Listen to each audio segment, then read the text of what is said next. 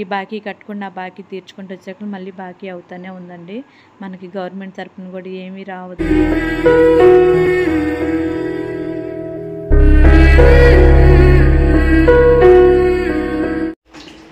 అండి అన్నం అయితే మనకి రెడీ అయిపోతుంది. కాకపోతే కాస్త మేము లేట్గా వెళ్తాం. ఎందుకంటే నేను పెందలాడి పెడతానని చెప్తున్నా కదా, అలా కాదు. అసలు నేను వెళ్తానో లేదో కూడా నాకైతే నమ్మకం లేదు. వెళ్ళే వరకు నేను చెప్పలేను. ఎందుకంటే నేను వెళ్తేనే పిల్లలు కాస్త సంతోషంగా ఉంటారు, నేను లేకపోతే పిల్లలు కష్టం. అందుకని వాళ్ళు వెళ్దామని అనుకుంటున్నా. అప్పుడు ఓపికని బట్టి చెప్తాను నేను వెళ్ళాలా లేదా అనేది. లేదంటే సన్నీ వాళ్ళు వెళ్తారే, నాన్న మీరు వెళ్తారా, సన్నీ వాళ్ళైనా పంపిస్తానండి.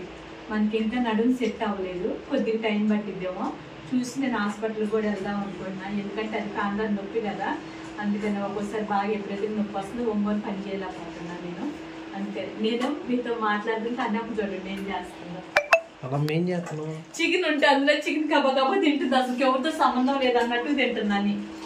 అన్నం కలిపేసాను నేను, ఇది కలపాలి, ఇది ఇంకా కాస్త వేడిగానే ఉంది, ఎక్కువ అనిపిస్తుంది ఇంకా ఇందులో రైస్. ఫ్యాన్ కూడా వేసేసి అండి. ఇక్కడైతే నేనైతే వెళ్ళలేదండి, సన్నీ అన్నం పెట్టడానికి వెళ్ళండు. నేనే వెళ్దాం అనుకున్నాను కానీ పిల్లలు నా కోసం ఎదురు చూస్తూ ఉంటారు కదా అని చెప్పేసి, కాస్త బాగాలేదని చెప్పేసి నేనే వెళ్ళట్లేదండి. చెప్పా కదా నడువు నొప్పి మూలని చెప్పి, అమ్మ మూలని వెళ్ళట్లా. ఈ బుడ్డిదైతే గారాబాలు చేస్తుంది ఇక సన్నీ దగ్గర, అందుకని నేనైతే వెళ్ళలేదు కదా. అందుకని కాస్త గారాబాలు ఎక్కువ చేశారంట పిల్లలు వచ్చేసి, గబగబా గడగడలాడితే తింటున్నారండి. వాళ్ళకు కూడా బాగా ఆకలేసి ఉంటుంది, లేట్ అయిపోయింది కదా కాస్త. అందుకని ఆ బుడ్డది వచ్చి కడుపుతో కూడా ఉందండి. ఇక్కడ ఏమో కాలుకి దెబ్బ తగిలిందంట బుడ్డమ్మకి వచ్చేసి. అందుకని కొంతమంది పిల్లలకైతే స్కిన్ కూడా బాగా పాడైపోతుందండి. మరి చలికాలం అన్న ఏదనేది నాకైతే తెలియట్లేదు కానీ చాలామంది పిల్లలకైతే స్కిన్ బాగా పాడైపోయింది. వాళ్ళకు కూడా మెడిసిన్ తీసుకురావాలండి కంపల్సరిగా. ఒక్క మాట చెప్పాలి అనిపిస్తుంది, ఎందుకో తెలియదు నాకు.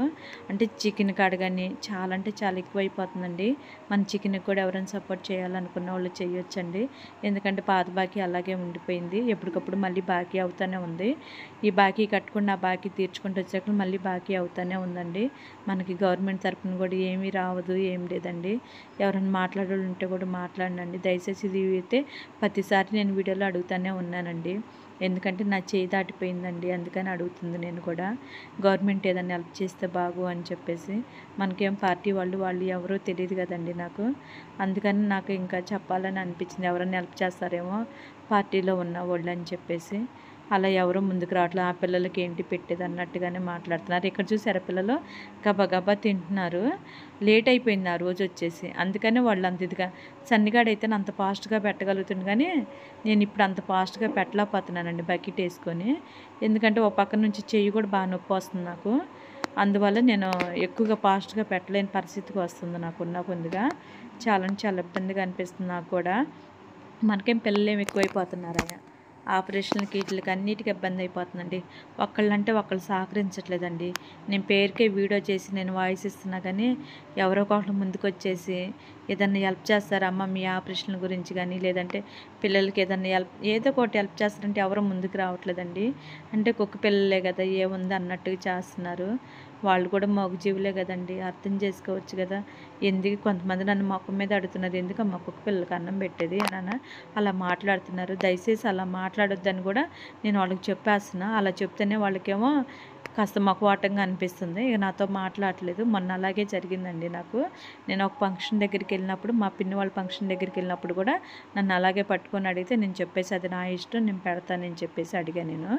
అలా వాళ్ళకి ఇబ్బందిగా అనిపించింది. మీరు ఒక్కరోజు 2 రోజులు పస్తులను చూడండి, మీకు అర్థమవుతుంది ఆకలి బాధ అనేది. మీకు అర్థమయ్యి కూడా మీరు ఎందుకు అలా మాట్లాడుతున్నారని చెప్పి వాళ్ళని అలా మాట్లాడని చెప్పేసి వాళ్ళ కోపాలు వచ్చింది. ఎవరు కోపాలు వచ్చినా ఏం చేసినా నాకు అనవసరం అనుకుని నాకు అనుకుంది నేను నా పిల్లలు అంతే, వాళ్ళకి నేను పెట్టాలి, నా బతుకున్నంతకాలం వాళ్ళని పోషించాలి అంతే అనుకున్నా. నేనైతే ఇంక అదే నిర్ణయం తీసుకున్నా కాబట్టి నేను చచ్చే వరకు వాళ్ళని నాకున్న దాంట్లో నేను పెట్టగలుగుతానండి. లేకపోతే అడకొచ్చుకొని అని పెట్టగలుగుతాను నేను. నాకైతే సిగ్గు అనేది కూడా ఏం లేదు. వాళ్ళ కోసం నేను అడుక్కునే దాంట్లో కూడా నాకు సిగ్గు అనిపించట్లేదు. ఎందుకంటే నేను సిగ్గుపడితే వాళ్ళ కడుపు నిండదు కదా అని అనిపిస్తుంది నాకు ఒక్కోసారి.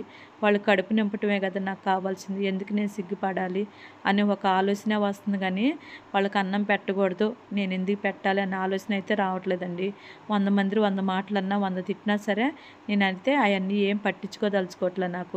నాకున్న దాంట్లో నేను పెడుతున్నా, మీకు అనవసరం నన్ను అనొద్దు అనే చెప్తున్నా. నేను పెట్టొద్దు అన్నా కూడా నేను పెడతానే ఉన్నా. చాలామంది మొఖం పట్టుకునేనండి, చుట్టాల్లో కూడా అలాగే అడిగారండి మొన్న. చాలా అంటే చాలా బాధ కూడా వేసింది నాకు. అంటే వాళ్ళు మాట్లాడే విధానం నాకు నచ్చట్లేదు అంతే. నచ్చకపోతే నచ్చినట్టుగా ఉండొచ్చు కదా! ఎదుటి మనిషిని కించపరిచి మాట్లాడాల్సిన అవసరం లేదు కదా! అంటే అవతల మనిషి బాధపడితే మీ సంతోషమా? అలా ఎవరినైనా సరేనండి, మనకు నచ్చలేదనుకో, నచ్చినట్టు పక్కకు తప్పుకోవాలి. అంతేగాని ఆ పిల్లల్ని అంటే పిల్లలకి ఎందుకు పెట్టడం, ఏ విషయంలో అయినా సరే అసలకి పర్సనల్ విషయాలైనా, ఇంట్లో విషయాలు ఏయైనా సరే, మనం ఎవరినైనా సరే కించపరిచి మాట్లాడకూడదు. వాళ్ళని అనకూడదు కదా! అనకూడదు కూడా అండి. ఎందుకంటే వాళ్ళు బాధపడేది అట్టా అనిపిచ్చదు కదా! నేనైతే తొందరపడి ఎవరిని నేనేమి అననండి అసలకి. మరి ఎందుకు ఇలా మాట్లాడతారా అనిపిస్తది. ఒకళ్ళ విషయాల్లో జోక్యం చేసుకుంటే అది కరెక్ట్ కాదు గదా! నాకు చాలా అంటే చాలా బాధేసిందండి మొన్న అన్న మాటలు గూడా. నిజంగా అసలకి మనుషులా పశువులా అనిపిస్తది ఒక్కోసారయితే. మనుషుల కంటే ఈళ్ళే బెటర్ అనిపిస్తది. నాకేమనిపిస్తదంటే మనుషులనే పశువులు అనాలనిపిస్తది. అంటే కొంతమంది ఫీల్ అవుతారే, అయినా పర్లేదు, నేను అందరిని అనట్లేదండి. కొంతమందిని మాత్రమే అంటున్నా నేను. ఇలాంటి మూర్ఖులుంటారు గదా! వాళ్ళ గురించే నేను చెప్పేది అంతే. నోరు లేని జీవులండి వాళ్ళు. వాళ్ళకి పెడితే పుణ్యం నిజం చెప్పాలంటే. అది దేవుడు ఎందుకు మరి వాళ్ళ తలరాత అలా పెట్టిండో నాకైతే తెలియట్లేదు గానీ, మరి అలాంటి వాళ్ళకే అలా పెడతారేమో అనిపిస్తుంది. అది మంచోళ్ళకేమో మంచి రోజులు ఎప్పుడూ రావంట. చెడ్డోళ్ళకే మంచి రోజులు వస్తాయంట. అలాగే మరి ఏం చేత్తం, దేవుడి తలరాత వాళ్ళకి అలా రాసిపెట్టాడు. నా తలరాత కూడా అలా రాసిపెట్టాడు. నా బతుకు కూడా అలాగే అయిపోయిందండి. ఎందుకి పనికిరాని బతుకయిపోయింది. అది నా బాధ నాకే అర్థం కావట్లేదు. ఎవరికి ఏం చెప్పుకోవాలో కూడా అర్థం కాని పరిస్థితిలో ఉన్నా నేనైతే.